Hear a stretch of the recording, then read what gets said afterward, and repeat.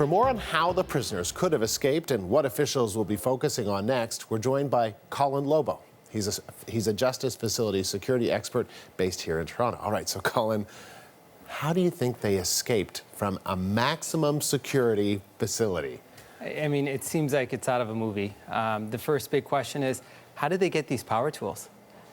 You know, in correctional facilities, there's a detailed inventory list of every tool in the facility. As soon as something is missing, they do an extensive search, going cell by cell until that tool is found. And during that time, the entire facility is locked down. So that, to me, is the biggest question.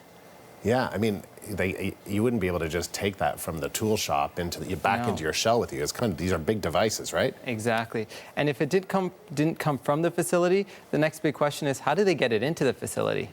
So are you saying that maybe, because sometimes we know that things get in through guards at the facility, that maybe there was a little bit of something going on? It's hard to say, but I mean, the one thing, it is very difficult to bring in an object like that without some assistance. All right, so that's one of the key questions, and that's a very good question.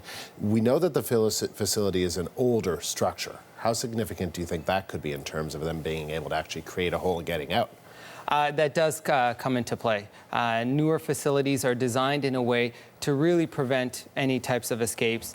The one thing to keep in mind is anytime you build a facility, design a facility, it's having multiple layers of defense.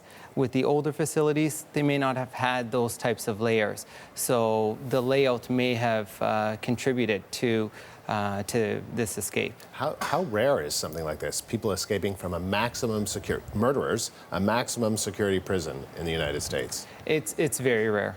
You know, these aren't things that are regular occurrences. And now they're 50 kilometers, that correctional facility is 50 kilometers from the Canadian border. What's your sense? You think they're trying to come to this country? It's hard to say. I'm sure the police authorities have contacted, border services so that everyone is on alert, so that if they do see these individuals trying to cross the border, they will be stopped. So is a break like this something that can be prevented? It is something that can be prevented. There's three factors that come into play when designing facilities to prevent people from escaping. It's the layout, electronic security, and operations.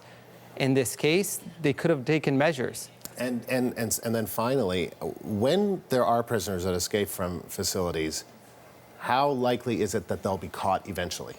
It is likely that they will be caught. In most cases, those escapees have been caught. It may take some time, but with proper coordination with all the police authorities working together, I am hopeful that they will be caught. Should people be concerned? I don't think people should be concerned. I mean, obviously, if they see these individuals, they should obviously call 911 immediately without approaching them, but I wouldn't be concerned.